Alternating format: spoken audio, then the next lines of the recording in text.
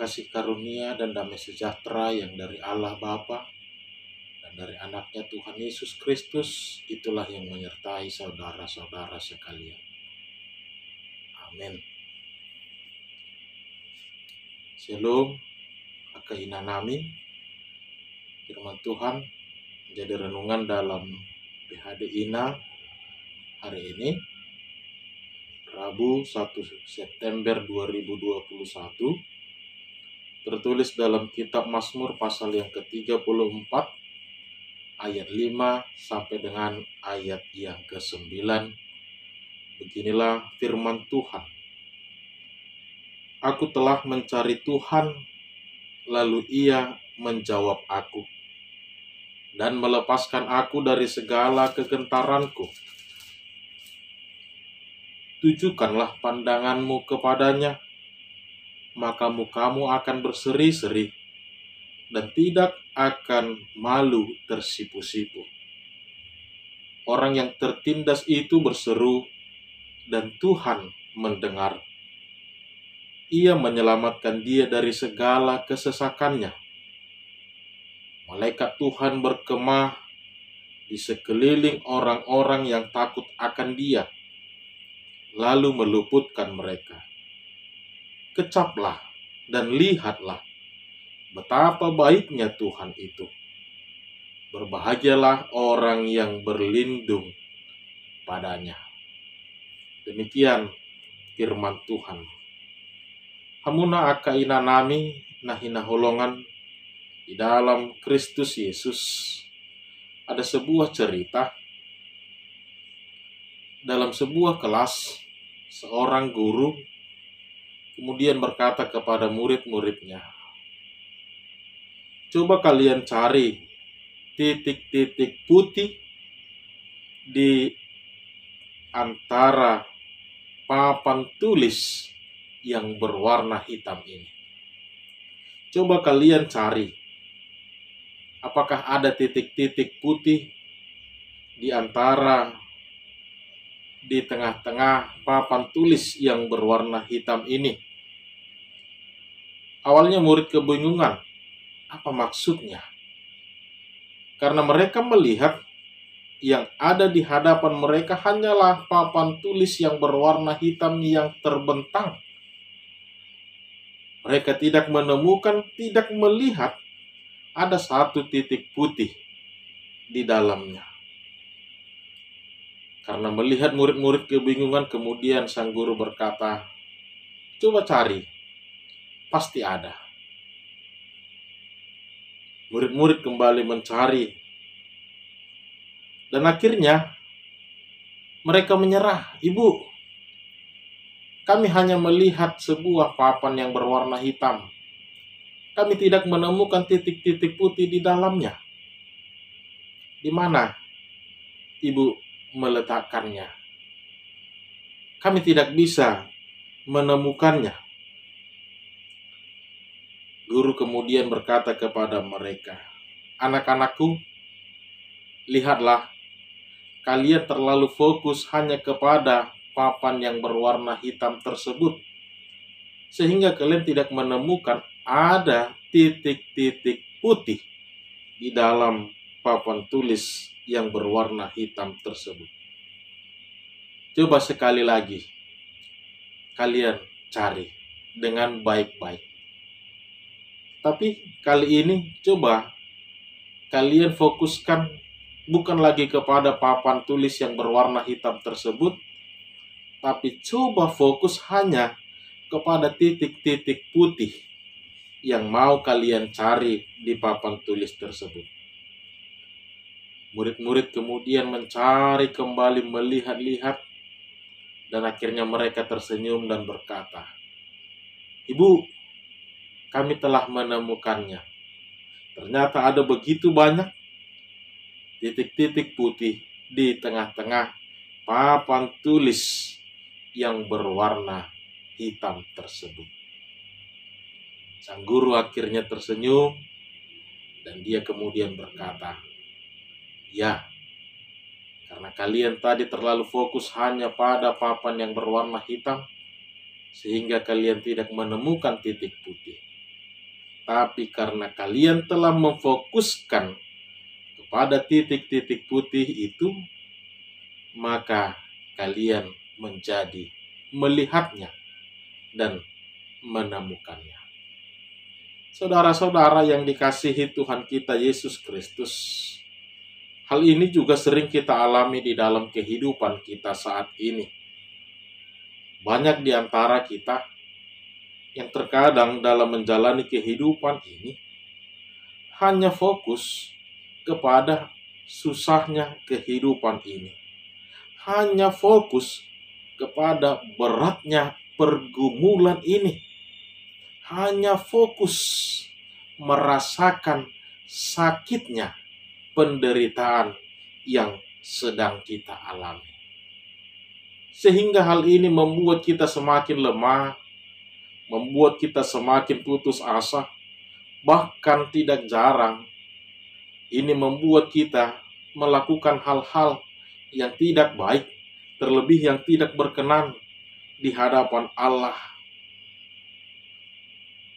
Kita tidak melihat ada sukacita, kita tidak melihat lagi ada kebahagiaan, bahkan kita tidak mampu lagi melihat ada kebaikan-kebaikan di dalam kehidupan ini. Amuna kaina nami nahina holongan di bagasan gowarnitu hatta Yesus Kristus. Perikop hari ini adalah nyanyian syukur Raja Daud atas kebaikan-kebaikan Allah di dalam hidupnya, yang telah dia rasakan, yang telah dia alami, dan inilah yang dia saksikan, inilah yang dia kumandangkan kepada setiap orang pendengar, supaya mereka juga mampu merasakan dari setiap pergumulan, dari setiap kesusahan yang kita alami. Lihatlah, pasti akan ada selalu kebaikan-kebaikan di dalamnya. Nyanyian syukur ini digubah Raja Daud bukan pada saat dia sedang berbunga-bunga, bukan pada saat dia sedang berbahagia mendapatkan sukacita, tidak. Tapi nyanyian ini dia gubah ketika dia sedang mengalami situasi paling buruk di dalam kehidupannya. Ancaman-ancaman yang datang mau menyerang dia, ketakutan-ketakutan dan lain sebagainya. Dalam situasi ini ternyata Raja Daud mampu melihat bahwa dari semua ini masih ada kebaikan-kebaikan yang dia rasakan di dalam hidupnya. Dan inilah yang dia ungkapkan dalam nyanyian syukur ini. Dia mau mengajak, mari, pasti akan ada selalu kebaikan-kebaikan di dalam setiap pergumulan dan permasalahan kita. Akhirnya Daud tersadar bahwa walaupun dia sedang menghadapi masalah, walaupun dia sedang menghadapi ancaman, tapi dia sadar ada satu kebaikan kecil yang telah direncanakan Allah di dalam hidupnya. Dia tersadar, ternyata Allah tidak meninggalkan dia. Ternyata Allah tidak sedang menghukum dia. Apalagi Allah tidak membenci dia, sehingga dia harus mengalami pergumulan yang begitu berat tersebut. Saudara-saudara yang dikasihi Tuhan kita Yesus Kristus, memang terkadang seperti itulah realita yang kita alami di dalam kehidupan ini. Sangat susah menemukan kebaikan di dalam setiap pergumulan, kesusahan yang kita alami. Terkadang kita fokus hanya beratnya hidup ini. Terkadang kita fokus hanya kepada susahnya kehidupan, sakitnya penderitaan yang kita alami saat ini. Sehingga akan mulai menimbulkan pikiran-pikiran yang tidak baik. Apalagi sampai menghakimi ataupun menjudge Allah dengan mengatakan, Allah telah meninggalkan aku, Allah telah menghukum aku, Allah sangat membenci aku sehingga dia memberikan penderitaan ini, pergumulan ini kepadaku. Hamuna akadongan nahina holongan di bagasan guarna itu hatta Yesus Kristus. Pertanyaannya saat ini, terlebih di hamu akaina nami, apa yang mau kita kutip dalam firman Tuhan hari ini? Yang pertama, saya mau mengatakan, hati-hati. Jangan sampai perasaanmu, emosionalmu, bahkan pikiranmu menutup pandanganmu untuk melihat kebaikan-kebaikan Allah di dalam hidup. Hati-hati.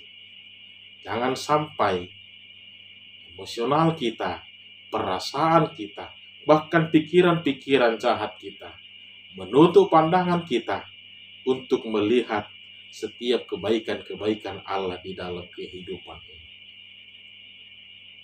Saya mendefinisikan begini tentang sosok seorang wanita.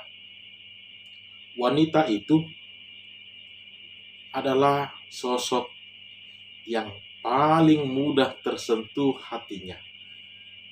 Tapi sekaligus kita juga harus ingat, wanita itu juga adalah sosok yang paling mudah terluka hatinya.